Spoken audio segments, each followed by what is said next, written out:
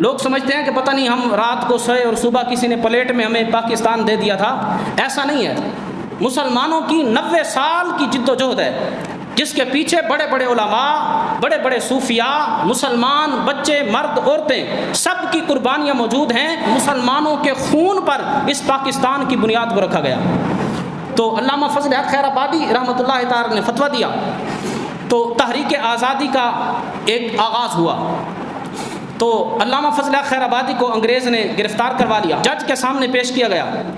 اچھا، وکیل نے کہا کہ جناب یہ جو پولیس جس بندے کو پکڑائی ہے یہ فضل حق نہیں ہے، یہ کوئی اور ہے، اور حقیقت میں وہ فضل حق تھے. اچھا، علامہ فضل حق خیر آبادی حضرت عمر بن خطاب کی اولاد سے تھے. جب آپ انگریز جج کے سامنے بولتے تھے تو پتہ چلتا تھا کوئی حضرت عمر بن خطاب کی اولاد سے بول رہا ہے.